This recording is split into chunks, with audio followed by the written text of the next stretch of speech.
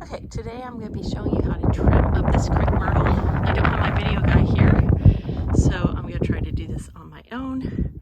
So it might be a little bit difficult. Excuse the mess underneath. I am in the process of making my front yard look pretty. So let me show you. I already started on, and it still has the tag on it from last year, which I need to take off. But this is a Natchez Crape Myrtle. Okay, so this is how I've always trimmed my trees. My Crape Myrtles.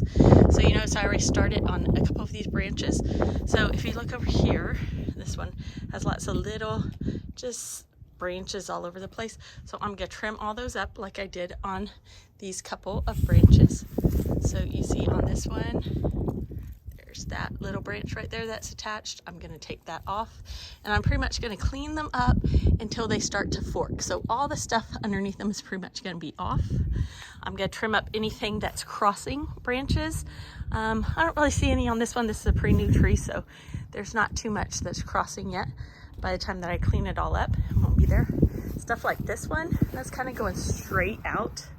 I don't want that. I want things going up, and especially this low, right? It's gonna end up hitting whoever's mowing the grass. So I'm gonna take off that whole branch there. And to do that, I just take my little pruning shears, right? Get very close to the base. See how close I am to the base? Okay, and get it kind of far back in the pruning shears. Okay, don't try to always do it with the tips. Now you can use the tips of them for things like this little bitty, this little bitty thing. I'm just gonna get it with the tip of my thing and just kind of snap it off like that. Even this one, you don't have to go too far because it's not very thick. But the thicker you get, the further in you need to go with your pruning shears. Okay, so I'm gonna work on this for a little bit and then I'll come back and show you the end results. Oh, let me talk to you a little bit about the very tips. Let me find one that's not too far up there. Okay, so see this one right here? You can see that little middle piece in there. Okay, so that's where you see a fork there. I just cut them off like this. I do not top my Crape Myrtles like you see like maybe at the HEB parking lot or something like that. They just cut them straight down right here. That makes knuckles on the trees and they look awful. They might come back kind of bushy, but they still look awful in the process. So let me cut this one up and then I'll come back and show it to you. Okay, so I'm not finished yet. I've done a third of the tree, so I want to show you this. This Crape Myrtle has 3 main trunks. When I bought my Crape Myrtle, I wanted to find one with multi-trunk, and so this one had great spacing, so that's why I picked it.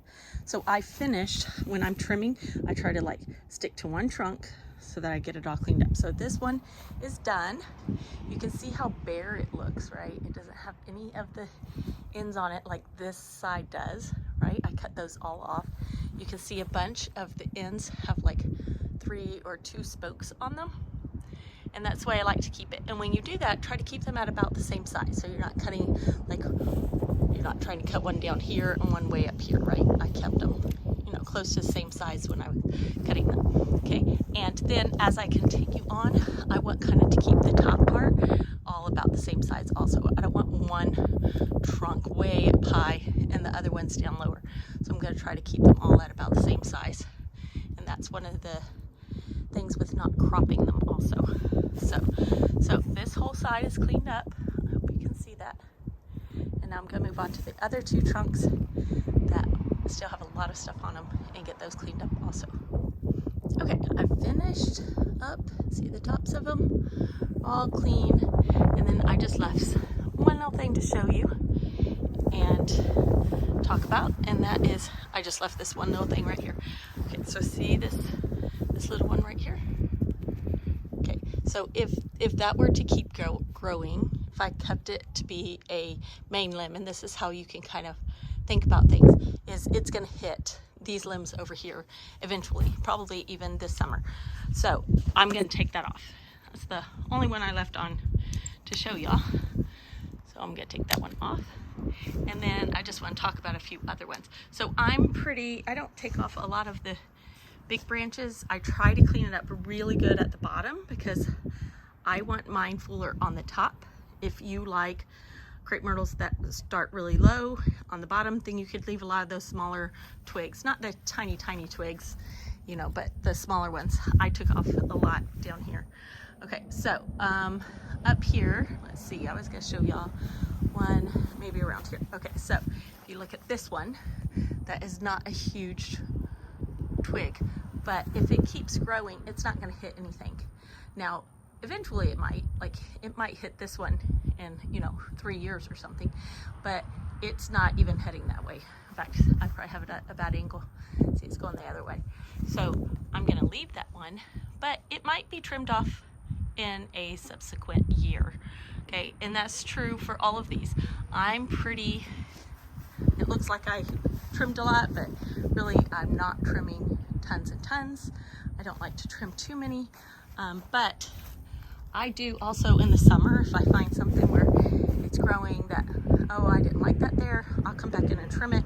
You just can't trim a lot. You can trim like 1 or 2 low branches here and there in the summer. Just don't go crazy trimming your tree like it's springtime.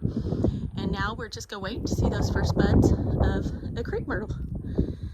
So hopefully we'll have another video maybe of the whole yard when it's cleaned up and everything starts growing again. So that's it for trimming up your crepe myrtle.